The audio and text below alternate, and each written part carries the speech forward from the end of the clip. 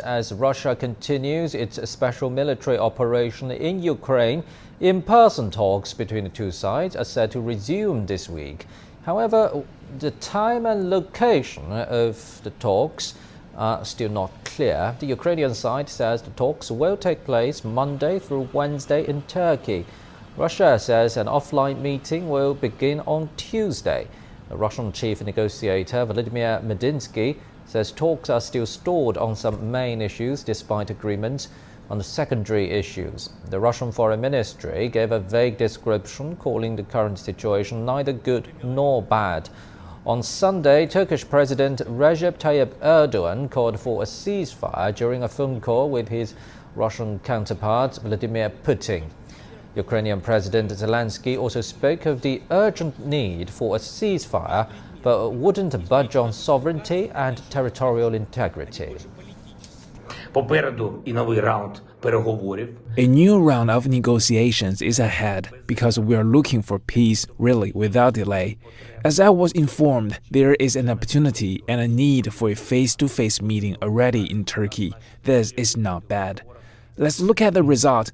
Our priorities in the negotiations are known. Ukraine's sovereignty and territorial integrity are beyond doubt. Effective security guarantees for our state are mandatory. Our goal is obvious: peace and the restoration of normal life of our native state as soon as possible.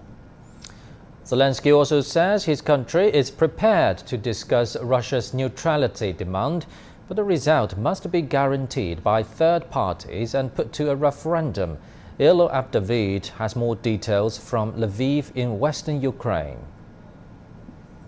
On Sunday night, in an interview with independent Russian media, President Vladimir Zelenskyy is said to have offered neutrality as one option in any future peace talks. That would be a significant concession, but he goes further and says that there wouldn't be any other concessions, but this would potentially be on the debating table between the Russians and the Ukrainians. And that follows a very belligerent statement by Kyrylo Budanov, the head of the military intelligence, the young 36-year-old head of military intelligence, who said that it seems like Russia wants to divide Ukraine in the way that Korea was divided after World War II into north and south, except here it would be east and west.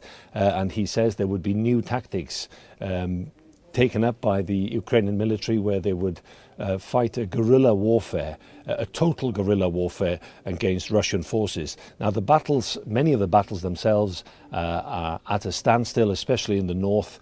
So new tactics which would be used by the Ukrainian forces could be with more support and military support from neighboring countries and NATO countries, could be seen as changing their tactics. So it seems that the Ukrainian government feel that the Russians have a ploy now. If they can't control the entire country, that they might take what they can control, which is the eastern and the southern side of Ukraine, where of course we've seen severe battles and also lots of loss of life, even though there are no confirmation how many military dead on either side, or indeed how many civilians have died.